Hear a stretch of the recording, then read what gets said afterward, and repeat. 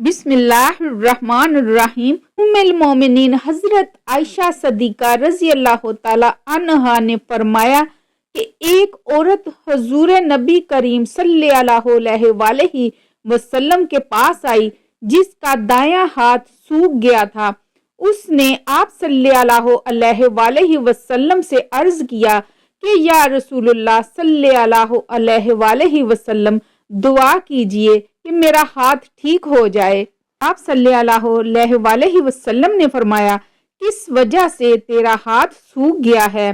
اس نے کہا کہ میں نے خواب دیکھا ہے کہ قیامت قائم ہو گئی ہے اور دوزخ سلگائی گئی ہے اور بہشت پاس لائی گئی ہے۔ میں نے دیکھا کہ میری ماں دوزخ میں ہے اور اس کے ایک ہاتھ میں چربی کا ٹکڑا اور دوسرے ہاتھ میں کپڑے کا چھوٹا سا ٹکڑا ہے، ان دونوں سے اپنی جان کو بچاتی ہے۔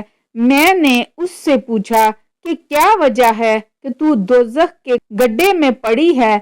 تو دنیا میں اللہ تعالیٰ کی فرما بردار تھی اور تجھ سے تیرا شوہر بھی راضی تھا۔ تو اس نے کہا کہ میری بیٹی، میں دنیا میں بخیل تھی اور یہ مقام بخیلوں کے لیے ہے۔ پھر اپنی ماں سے کہا کہ تیرے ہاتھ میں چربی اور کپڑے کا ٹکڑا کیوں ہے؟ اس نے کہا کہ انہی دونوں کی وجہ سے میری جان بچی ہے جو میں نے دنیا میں اللہ کے لیے دیے تھے۔ پھر میں نے کہا کہ میرا باپ کہاں ہے؟ اس نے کہا کہ وہ صحیح تھا اور صحیحوں کے ساتھ ہے۔ پھر میں جنت میں آئی اور اپنے باپ کو حوض کے کنارے کھڑا ہوا دیکھا جو لوگوں کو پانی پلا رہا تھا۔ میں نے اپنے باپ سے کہا کہ میری ماں اللہ تعالیٰ کی فرما بردار عورت تھی اور تو بھی ان سے راضی تھا۔ وہ دوزخ میں جل رہی ہے اور سخت پیاسی ہے اور تو لوگوں کو حضور نبی کریم صلی اللہ علیہ وآلہ وسلم کے حوض سے پانی پلا رہا ہے، بس اس کو بھی پانی کا ایک گھونٹ پلا دو۔ اس نے کہا کہ اے میری بیٹی، اللہ تعالیٰ نے گناہگار بخیلوں پر حضرت محمد صلی اللہ علیہ وآلہ وسلم کے حوض کا پانی حرام ہے۔ تو اس کے بعد میں نے اپنے باپ کی اجازت کے بغیر پانی کا ایک پیالہ اپنی پیاری ماں کو پلایا تو میں نے ایک آواز سنی کہ کوئی کہہ رہا ہے کہ اللہ تعالیٰ تیرے ہاتھ کو خشک کر دے کیونکہ تو نے گناہگار بخیل کو حضرت محمد صلی اللہ علیہ وآلہ وسلم کے حوض سے پانی پلایا ہے۔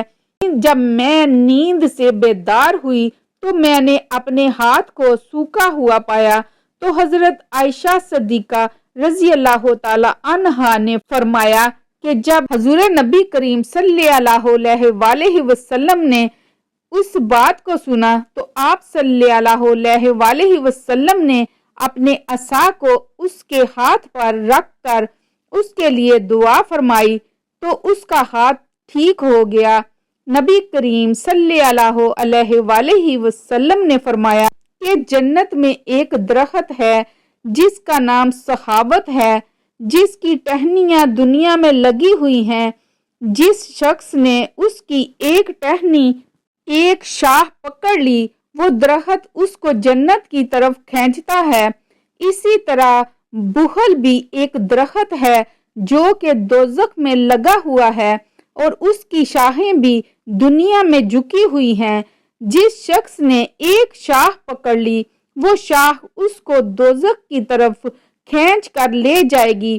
اور آپ صلی اللہ علیہ وآلہ وسلم نے فرمایا سخی خدا اور مخلوق کے قریب تر ہے اور بخیل خدا اور مخلوق سے دور ہے۔ اور آپ صلی اللہ علیہ وآلہ وسلم نے فرمایا کہ بخیل جنت میں داخل نہیں ہوگا اگرچہ وہ زاہد و عابد کیوں نہ ہو۔ اللہ تبارک و تعالی بخل کی عادت سے بچائے اور سخاوت کی توفیق عطا فرمائے۔ آمین ثم آمین۔